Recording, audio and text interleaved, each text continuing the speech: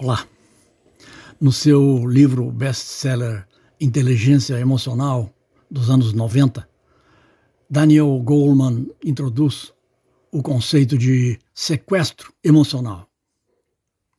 Sequestro emocional ocorre quando uma área do nosso cérebro chama subitamente a atenção das outras áreas do cérebro e as submete, como num sequestro. E esse sequestro ocorre com base, essa chamada súbita de atenção, devido a um fato externo, ao surgimento de uma certa emoção, que torna mudos e paralisados os outros setores da nossa consciência.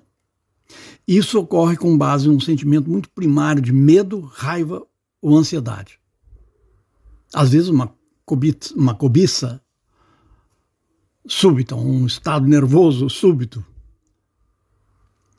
Mas isso oblitera a nossa lucidez, sequestra a nossa lucidez. Então não é só uma questão de sequestro das emoções, é uma questão de sequestrarem a nossa lucidez. E isso hoje ocorre de maneira deliberada em grande escala. Existem técnicas supostamente jornalísticas, técnicas de comunicação social, que usam deliberadamente cenas de violência, palavras fortes e invocações ao ódio, invocações ao medo, provocando assim uma espécie de sequestro emocional em série nas populações, especialmente do Ocidente, mas eu acho que do mundo inteiro, hoje em dia. De modo que as pessoas retroagem, dão um passo ou dois para trás e ficam numa posição de ataque e defesa, que nega a possibilidade de diálogo. E aí começa a chuva ou a guerra de rótulos. Porque você é isso. Não, você é isso. O caminho do Raja Yoga é o oposto disso. Tá? E esse processo de ansiedade coletiva industrializada em massa é o oposto de lucidez, é o oposto da mística cristã, é o oposto da teosofia, é o oposto do bom senso.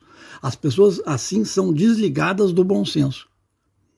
Felizmente nós vemos hoje cada vez mais sinais de lucidez, de uma retomada de lucidez. No Brasil e em outros países do Ocidente, é cada vez mais clara, ainda não suficientemente forte, mas cada vez mais clara a tendência a uma retomada da lucidez junto com uma retomada da religiosidade natural do coração humano.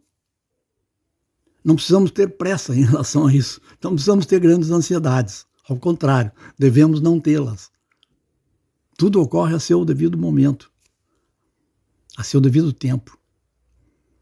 O fato é que cada um de nós está sendo desafiado pela vida e por essa febre kármica, essa febre emocional, midiática em grande parte, mas que incide na família humana, incide sobre os vínculos mais profundos do ser humano, por exemplo, no casal, na família, na vida empresarial, etc.